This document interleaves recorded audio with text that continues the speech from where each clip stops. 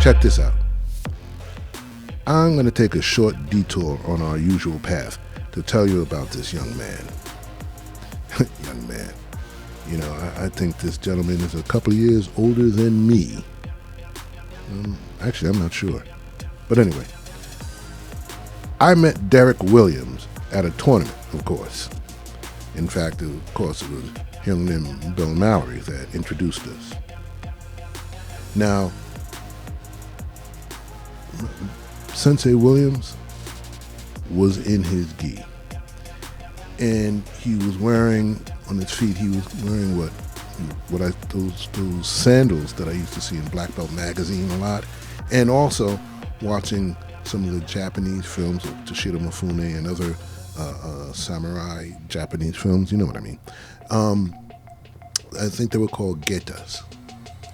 So he had his gi on, he had getas, and he also had this jacket on that, again, I've seen in these films that the samurai would wear or the daimyo would wear.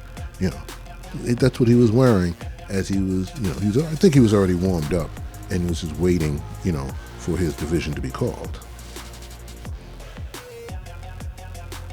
Now, the thing that got to me was that Derrick Williams moved just like he was a Japanese teacher that I met in college. He had precise movements, no wasted motion, and even his facial expression.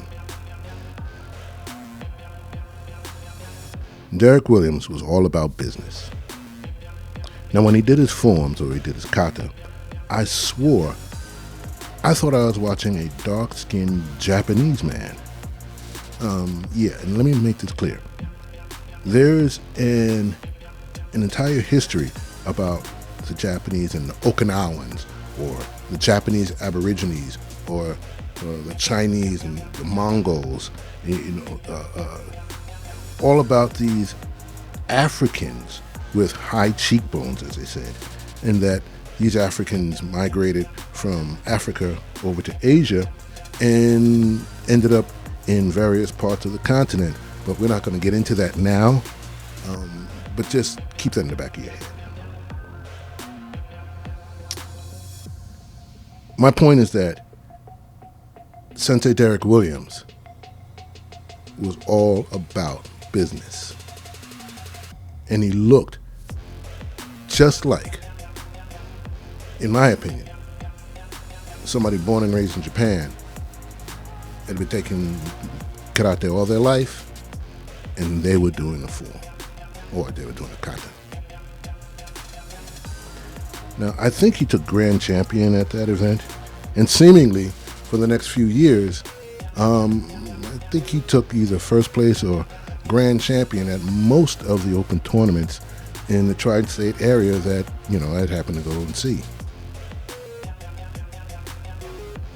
You know, and it was usually, here's a funny thing, it was usually between Derrick Williams and another young man named Grant Campbell. They were usually ones who were vying for kata, grand champion, or first place.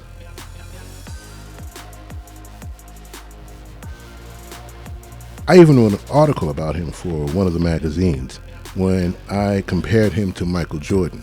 But truth be told, I was thinking more of, you know, Larry Bird and Magic Johnson between him and Grant Campbell, because they were always going back and forth. It was, you know, you went there, and there they were in the finals.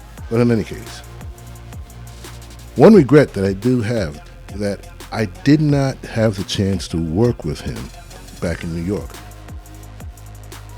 I was often a video director for a lot of fashion shoots and various things like that, and I found out that Derrick was also a damn talented photographer. But unfortunately, our paths did not cross in that venue. In any case, I just want to bring this to your attention, that Derrick Williams is a good man. a very talented martial artist, and in my opinion, he's a warrior of bronze and fire.